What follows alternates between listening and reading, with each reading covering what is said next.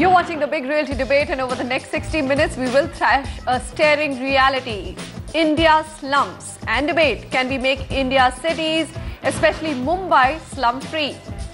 Just some facts which are so startling. Slum population has doubled in the past 2 decades, and as our cities grow faster than overall population, slums will grow at an alarming rate, creating a whole social infrastructure imbalance unless we do something meaningful about it today. My guest speakers today on the panel: Anil Vankade, Deputy Metropolitan Commissioner, MMRDA; Mukesh Mehta, Chairman, Projects Consultants; Rajendra, Chourse, Senior Vice President, Omkar Realtors and Developers. They are doing a lot of work in Mumbai with slum redevelopment. And I have with me Sameer Jasuja, CEO and founder of Prop Equity. Also, we'll be joined on the show by Naveen Raheja, CMD Raheja Developers. In just a while, Raheja Developers is, of course, developing a slum in Delhi. Now, gentlemen, thanks very much for joining me. Just for our viewers, I'm going to set some facts as just to establish what's happening on the ground. Slums in India: about 52,000 slums in the cities of India. 14% of total urban households live in these slums. This is, of course, Ministry of Statistics and Program Implementation data. State-wise, if you look at it, no surprises there. Maharashtra at 32%, West Bengal at 16%, Andhra Pradesh, surprisingly, I wasn't aware of this fact, and I think a lot of you wouldn't be. Andhra Pradesh actually comes third with 15% of slums. A very startling fact: 50% of slums have no drainage, sewage and garbage collection facilities. But I'm going to go to my panel and find out what's really happening in slum rehab in India. So, Mr. Chourse, first coming to you. You've been doing this work for some time, attempting in Mumbai. If you look at the facts, it almost seems like nothing has happened since independence to now. Slums have rapidly grown in numbers despite the government and the states allocating funds. Progress is very, very minimal. Well, if you see the position as it prevails in Mumbai, in 95, after the process was initiated, the first survey, that time they had a target of settling around 8 lakh tenements. And as I understand, till now, almost 2 lakhs have been done in a period of 7 years. Of course, the number 8 lakh may have increased by during this period, but this itself is significant given the parameters, given the limitations, given the legal controls within which the whole system has to operate. I think this is a positive move, though not very significant, but significant enough to tell us that we are on the right path. Okay, so you're saying that, okay, 2 lakh tenements have been made. Mr. Vankade, do you think this figure is extremely small when you look at the slums in Mumbai? In fact, you look at any foreign articles, they talk about Mumbai, they talk about the India economic growth story, and then they talk about the fact how Mumbai is increasingly starting to look like a large slum as a city as a whole. Yeah, we in MMRDA look at it, this issue in 2 ways. One, there is a in situ rehabilitation of the slum dwellers, where the slum dwellers have been given proper houses and proper facilities. Other is about the clearing of the development plan roads. Now, a lot of roads in the city of Mumbai are encroached. A lot of reservations have been encroached. So, those people cannot be rehabilitated at the same plot. So, through these slum rehabilitation schemes, we have generated more than 55,000 tenements, about 38 colonies, and these people have been rehabilitated in those colonies. Because of these resettlement schemes, we could free about 18 corridors, 18 roads. We could take up mega projects. So I think this slum rehabilitation scheme is working in a very fantastic way in the city of Mumbai. But yes, it requires some movement, and it is not up to the satisfaction of the citizens. Mukesh Mehta, come in here. So we are hearing, yes, it's a small step, but too insignificant. If you look at the rapid growth of slums in Mumbai, the population growth, even Dharavi is stuck. I mean, the redevelopment of Dharavi hasn't taken off as it was supposed to have. I guess I'm in minority here. I feel that the slum scheme has done pathetically badly. I feel that in 1995, as Mr. Chourse said, They were looking within 5 years to make Mumbai slum-free. Instead, today, instead of 8 lakh families and businesses, there are probably 1.7 million, which means twice as much have happened. In the meantime, we have only rehabilitated or built buildings for 200,000 families and businesses. And quite frankly, these are also vertical slums. Because I don't think that the concept of slum rehabilitation is properly understood either by the policymakers or by the people who are implementing it. Mr. Mehta, elaborate on that. Why do you say that it's not being understood? Because if you look at the budgets under the Rajiv Yojana as well, they seem to be doubling up. States are all mouthing big noises about slum redevelopment. But yes, on the ground, as you've pointed out, it's a beginning, but absolutely insignificant if you look at the kind of requirement there is to actually make Mumbai slum-free. Forget about slum-free, even reduce the slums by an extensive number. Yeah, I've worked extensively informally on the Rajiv Awas Yojana, and quite candidly I did express to the people who are making the policies that a lot of things, JNNU, RM, and this is where my political friends and bureaucratic friends are not going to like me for expressing what I'm about to express, but we are wasting taxpayers' money because in cities like Delhi, Mumbai, etc., the inherent value of the properties is so high. The property on which the slums are rehabilitated, for example, in Mumbai, almost 43 square kilometers of land is encroached by slums. And we are talking of slum rehabilitation, which unfortunately seems to mean only that we will provide them housing. In reality, we have phenomenal manpower resources, human resources that we are wasting. So people who should have been doctors, engineers, lawyers, architects, etc., have become rickshaw drivers, vegetable vendors, hawkers, etc. And so we are saying that we don't want the city to be ugly, so we paint this whole picture and say that, you know, we're giving them houses. In fact, you will see that the houses that are built, for most part, are extremely poor in quality, and unfortunately the government has diluted the standards, the government of Maharashtra, by providing even weaker development control regulations.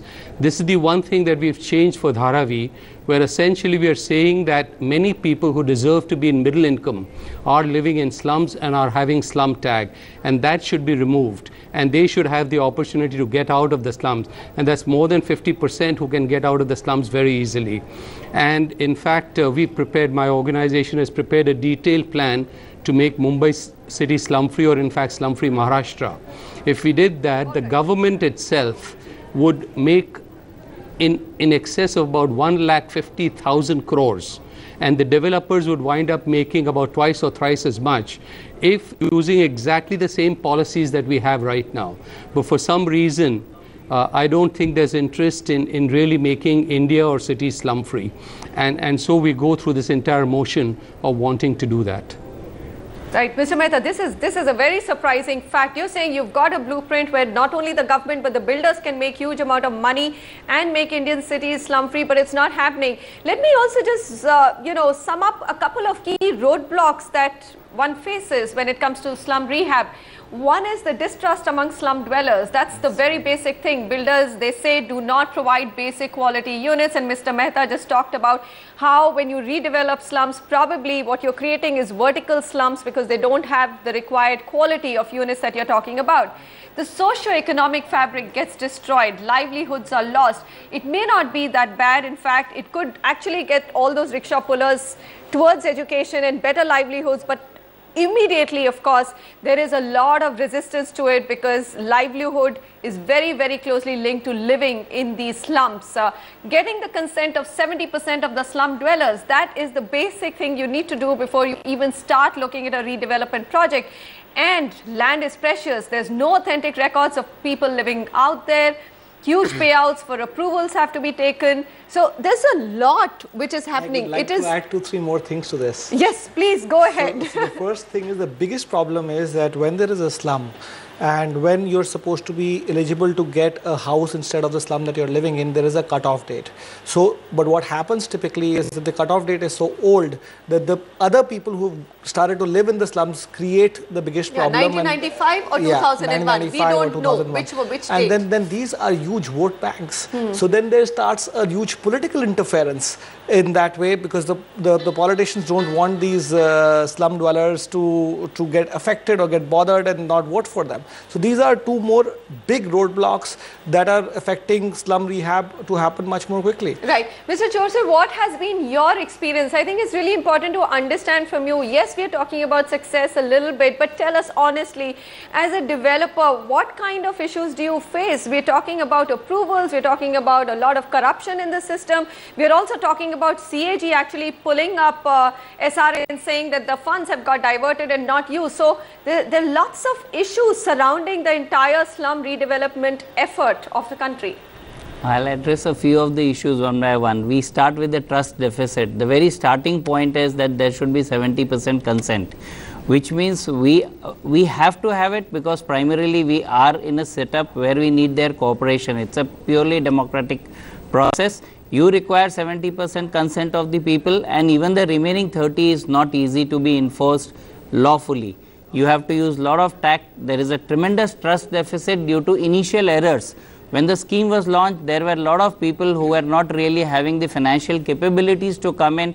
The slum dwellers group themselves had some ingrown leaders who felt that they can complete the project without really knowing the amount of logistics or the capital intensiveness involved in the process, which resulted in quite a number of failure, and as a consequence this happened. But the large players, the institutional players, have brought in a sense of discipline to the process. Like, we are using very reputed builders or contractors even for the purpose of just building the slum dwellers. It's one of the largest firms of India, Larsen Toubro, who's building the slum projects, not the quality as Mr. Mehta just now mentioned about. Yes, there are some cases where it has happened. I mean, there may be many. Why some there may be many. But now the direction is right. Primarily, we are reducing the trust deficit by this process. Regarding the cutoff date, another point which the other panelists just a little while ago raised, the government of Maharashtra has already initiated a process about the changes of the people who have moved in and out after the 95. Though it's not yet approved, it is in the process, and let's hope, I think it should come out positive. All right, that's Maharashtra, and we will come back and look a little bit more at Maharashtra, but there are other cities in the country as well. For example, Delhi. There are problems here that, in the entire slum rehab program, the tenements which are provided to those relocated are very, very far away from the city. How do you deal with that? Also, how lucrative do builders find slum redevelopment is up next as we continue this debate. Can India be made slum-free?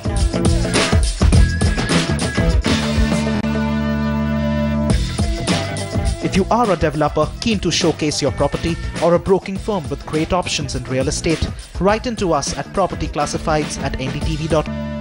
Can Indian cities be made slum-free? That's the topic we are debating today, because for all of us, our social infrastructure to remain intact, it's important that slums of India go away and everybody gets the basic tenement to live in, which has all the facilities, whether it's water, clean drainage, clean sewage facilities. These are very, very basic human needs and human rights. Before the break, we just summed up that yes, some work in Maharashtra is happening. It's a very, very small beginning. There's a difference between panelists' view. Anil Wankhede, Deputy Metropolitan Commissioner, MMRDA, Mukesh Mehta, Chairman, Projects Consultants, Rajendra Chourse, Senior Vice President, Omkar Realtors Developers. But here in our Delhi studio, now we have Naveen Raheja, CMD Raheja Developers. So I'm going to start with the Delhi experience. We've just heard about the Mumbai experience, Mr. Raheja, and you actually were awarded the first slum redevelopment project in this city, capital city. 2009 to now, what have been the roadblocks? What have been the successes? Many fronts. There are challenges on the political front. There are challenges on the bureaucratic front. There are challenges with the local socio-economic challenges also. Then you have to carry these slum dwellers along with you all the time. Now, since last 3 years, We have been successful on certain counts. We have been able to carry these 2,800 families on our side till now. Despite the fact that there have been many political interferences coming from different quarters to them. That's a reality. Political interferences, and they say even voluntary organizations and NGOs. NGOs coming, telling them don't do it, don't do that, and advising without asking. You know, they just go and start advising the people there. Right. So that is the first challenge. Second is, in Delhi model, you have to first relocate these families in another place. Which is far away. By Delhi, because it's not that easy to find land. I had objected to the faraway place, that because my people, 2,800 families, more than it, I think 12,000 people, they refused to go. All right. So the DDA awarded us the first site, which was close to 2 kilometers and which was part of our tender document as well, that the relocation will happen in Swatantra Bharat Mill compound. But when it actually came to relocate there, I don't know what happened. The mind was changed. So authorities changed their mind. So they said that instead of this, you take Basai Darapur, another site, which was about 3.5 kilometers. Anyway, I convinced my slum people, took them to the site, they approved it. They said, okay, you make it here, we will shift to this place. So as we start the work, the local interference comes that we will not allow you to put slum rehabilitation quarters here. Okay, so even the people in the surrounding areas, and there are very many influences coming from various quarters that they should not be here. And why is that? Because land is so precious, or people, as a nation, we are not tolerant of people from slums moving in our neighborhood. I think that is the reason. That the people are not tolerant of the poor people coming and putting up their place there. So there is a whole question mark to the society that we are. So that is the basic question. Now from there we had to move to another place, which was far away, although that was in Wazirpur area. We call it Jailerwala Bagh, and we started working there as well. Okay. And there also we faced the same problem. Local objections, so local people not allowing to come. And then we were given the fourth time, we have been given the site at Anand Parvat, which is very close to Patel Nagar. So there were a lot of public interest petitions put in the High Court to get the thing entangled into court battles and all. Now, have you made any headway? I think ultimately our people on our side, they have played a key role. Because they were also fed up. 4 places they have been thrown out. My God. So they took the onus with us on themselves and said that we will stand with you at Anand Parvat and let's see who stops us from this place. It becomes a confrontation. So that brings me to the next question. I mean, who would want to go through the challenge? But yes, you do have builders getting into the business. Mr. Raheja, you have. Mr. Chourse, you have. Mr. Chourse, what is so lucrative in this business then that you do vie for such projects? And in fact, the statistics show that 50% of realty projects in Mumbai right now are slum redevelopment projects. Well, Mumbai is slightly different from other cities in the sense that land is not really available as it is available in other cities. So the in situ resettlement is the only option at which they agree. If you try to relocate them as it was the case in Delhi, perhaps it may not work here. But if you do the redevelopment on the site itself, the resistance of the other people is not as much, because the schemes are very clearly defining that you can make a composite structure as well as 2 separate structures for the 2 categories, the sales structure and the rehabilitation structure. And by and large, we haven't faced a problem selling the structures where there are the rehabilitation setups. Mr. Bankade, but do you really think, I mean, yes, we are talking about a small step, we are talking about some successes in Mumbai in slum redevelopment, but do you really think that the work is moving as fast as it should? Tell me about Dharavi. Why has that not happened? Well, I'll tell you, we have done rehabilitation of 50,000 families those people were affected by various projects of road project, maybe metro project, monorailway project. So because of this rehabilitation tenements being available under the scheme, we could do rehabilitation of those project affected people. And I must tell you here that the colonies which we have constructed are not all those colonies are far off from the place where they were originally residing.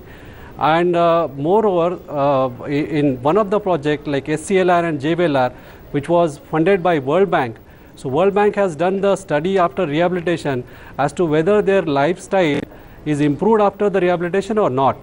Initially they were residing in the slum, and then after the rehabilitation is done, then whether their lifestyle is changed. So the result was very good, and World Bank has appreciated the kind of rehabilitation project we have taken up. So in that aspect, I think rehabilitation schemes are doing very well. And yes, so far as in situ schemes are concerned, now we are talking about slum-free Mumbai. So yes, there are a lot of things to do.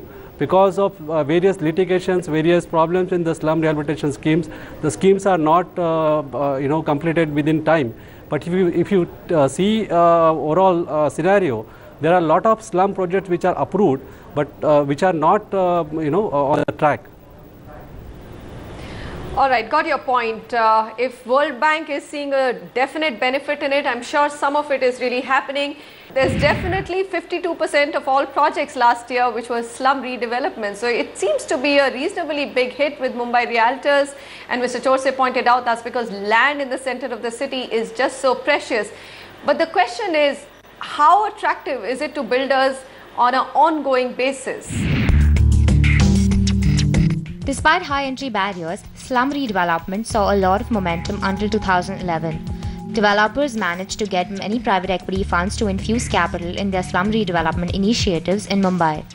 Most of the slums are on a beautiful location because they were either reserved for something or the lands were in a prime location and people encroached. So ultimately, real estate is about three things everybody knows: location, location and location. So the location attracts. The costs are low because you're paying much less price for getting the FSI than you would for full payment. That makes your business plan look attractive. Even though cost of funds is high, developers have been able to garner capital required due to the potential of slum redevelopment. And with a number of projects in the pipeline, Mumbai's skyline could soon get a new look. However, the question is, are these projects on track? Slum dwellers, they keep on fighting amongst themselves. They go on changing the builders depending on the stakes. Naturally, suppose the plot is at the strategic location, naturally the sale component value is very, very high, and that's how the internal rivalry goes on. Because of this, the entire project gets delayed. Though developers say that these projects open up substantial space for residential and commercial development, to rehabilitate families living in almost 3 lakh hutments is not a small task, and complications in rules and government uncertainty is making this even more challenging. So last 1.5 years, Bombay is closed, no new development has taken place. Same thing has happened in slums, no development, court cases. Most of the slums, as I said, on playground or recreation ground. Now city was to get 1/3 back, but with the court stay, even that is gone. So slums will remain slums. Slum redevelopment has become a socio-economic dispute. On one hand, it's attracting the investors, and on the other, it's making the developers rethink their plans. However, the developers claim they can make Mumbai a slum-free place in a decade's time, only if the laws become more clearer and the process is fast-tracked. This is Manasi Gilani for NDTV. Mr. Mehta, come in here. I mean, the fact that more than half the redevelopment, half the Mumbai realty projects are slum redevelopment. So definitely it's an extremely lucrative market for the developers to be in. It is, in fact, Dharavi is the first project in which I had to insist with the government that we should not give away the land. And for the first time, we insisted upon the government that we should demand premium out of the developers who wish to participate. And in fact, if planned properly, as I believe we've done for Dharavi, the property value even rises further.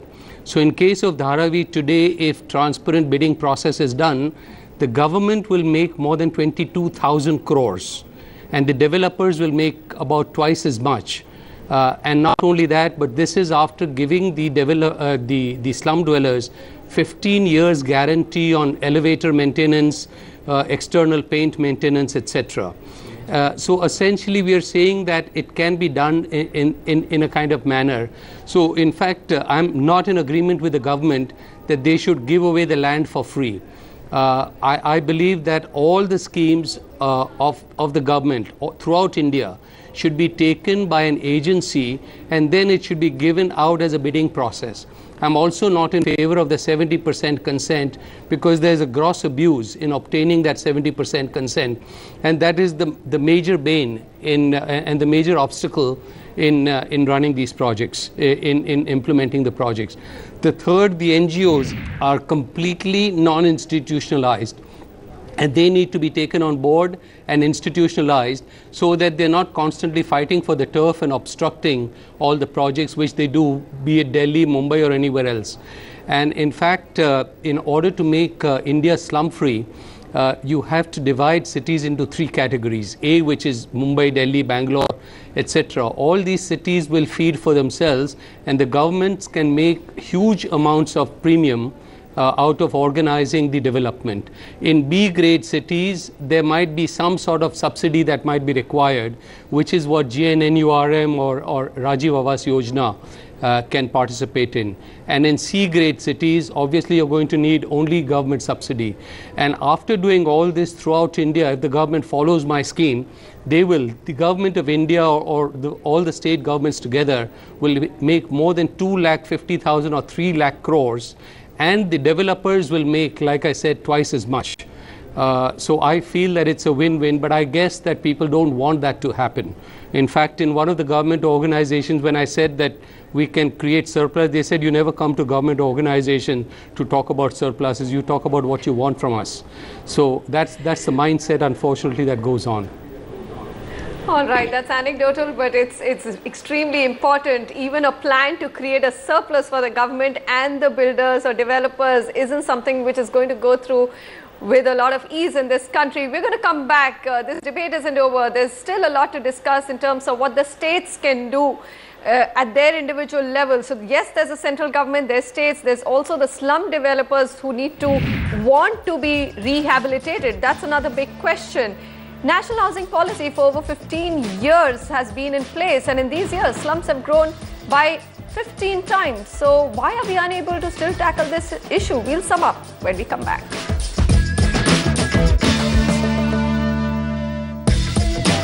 If you are a developer keen to showcase your property,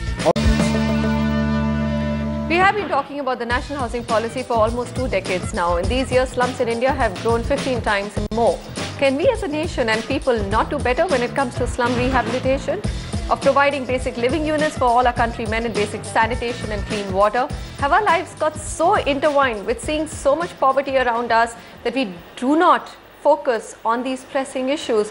Or should we say, Sumit, that it is so easy to have slums around us because we get all our domestic help from there, we get all our support system there? That's another big social question, because if Mr. Mehta just said that it can happen with both the government making money and the developers making money, but it's not happening.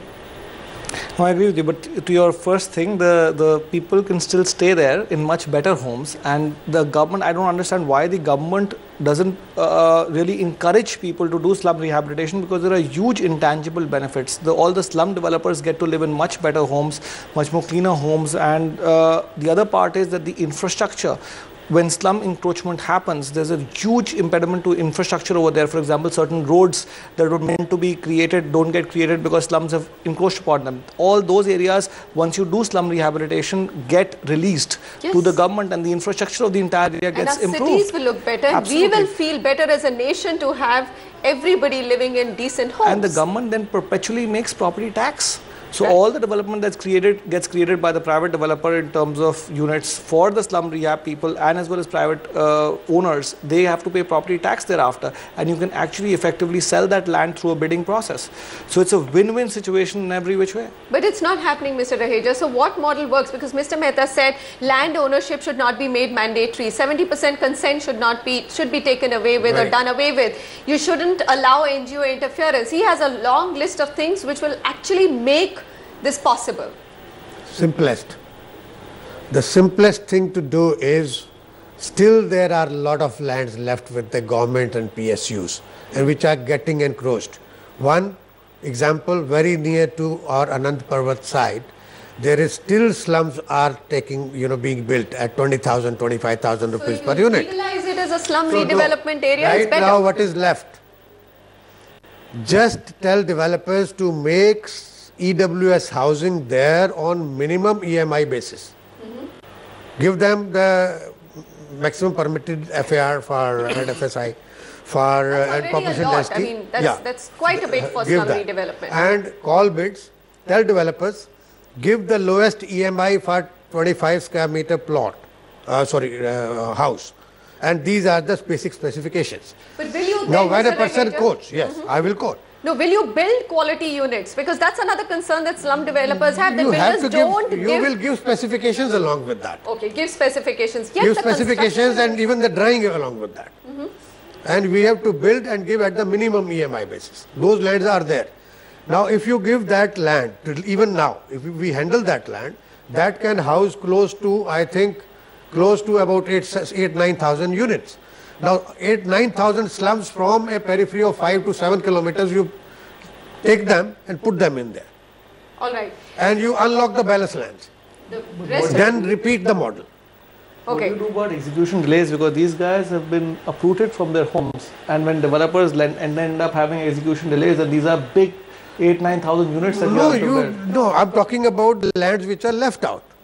Right. So you have to give a timeline of 2 years, 2.5 years. You build 8,000 units, and you tell me the lowest EMI at which you will deliver to the slum dwellers. It sounds fantastic on Simple. paper. It's just that, Mr. Raheja, it isn't happening. So what is it? The government is not listening, not open to what you all are suggesting. I think we are not. The developer lobby isn't strong enough. I don't know where there is problem. Why this simple logic is not being understood by people in India. Okay, so you're saying such a simple process. So you're not saying it's the government, it's people who don't understand it? No, I think or the slum dwellers who don't understand it? There should be a complete debate between government, between developers, between all other agencies, even between executing agencies, and also the planners. If we have to give little amendment to the planning, that can also to accommodate more units in the same land. So tell me one thing, in terms of developers getting into this business, Mumbai, there's a straight reason why they do. Land is so scarce, so wherever they can get land, they would get into it, and if they do a good job of it, slum rehabilitation development projects are hugely lucrative. Are they lucrative across the country? Is it lucrative in Delhi? How much money do you make? Do you make more than what you would on a normal residential project, or do you make less? Do you do it with a social if it happens, or a profitable instinct? The first question is whether it happens, whether you can become successful in doing the job. That's still a question mark, and you are doing the first project. Okay. That still is a question mark. So if it happens, then the question of profitability will come. But to us, it was a challenge. We took it with a bigger vision of getting international acclamation and awards that, see, we have been successful, we have done it. All right, Mr. Chourse, your viewpoint in terms of the monies that you make as a developer, you said yes, for you it's a business logic because land is very scarce in Mumbai. But how easy is funding for such projects? Because I do know that Red Fort has invested in your slum redevelopment project. How easy is money for such projects, and what is the profitability margin? Is it more or less than regular residential projects that you'd work on? Primarily, it's not just a question of profitability based on which the institution would fund you. They go by a track record, and a track record in this business is not easy. There are a number of leading names who have first got into it and then got out of this business. The one important point which one of the panelists from Delhi has perhaps pointed out, that we should construct large numbers, yes, but The person for whom you are constructing is as material because his consent is an important part. He may be the person from whom you are either getting the land, but he is your customer. And if you start looking at him while designing the whole scheme, it has to work. It doesn't work in all cases. Even in Mumbai, there are cases where it doesn't work. But because people tend to think that you make a specific specification, deliver it. No, you have to be little different. You have to listen to the person, and within these parameters, like there was one example which was already quoted by us. There was a flat where we were not getting a consent from a person simply because the person wanted a particular tile which was outside the specification but within the same price. I see why shouldn't that be flexibility be available to the owner. Ultimately the flat the slum dweller is going to be the owner of the place. So if you start looking at it that way, it does work. And I think as long as the government doesn't go on changing, it's making it more difficult in the sense of time. There are the premium, as Mr. Mehta suggested. If there is a premium margin, it varies from site to site. It cannot be a general formula across the city. For Dharavi, he had worked out a very good scheme, a capable one, where we had bid with some other company where I was earlier. But well, fine. The profitability, as long as you will give money, any developer would get into this business not purely for social work. He has to make money, and it will be in as long as they are viable, as long as the costs are manageable. There are in addition to the cost which our colleague from MMRDA mentioned, there are cost of rehabilitation, the transit accommodation cost, which are going up by leaps and bounds. Getting a transit accommodation today, even the government has been revising them by 400%, the lease rental for the places that we acquire from them for constructing a transit accommodation. So perhaps even the government has already started looking at getting the monies out of even these schemes, where the primary objective should be to make the place slum free. That should be the prime guiding criteria. The rest all will follow. Right. On the profit margins, typically it's X to 10X.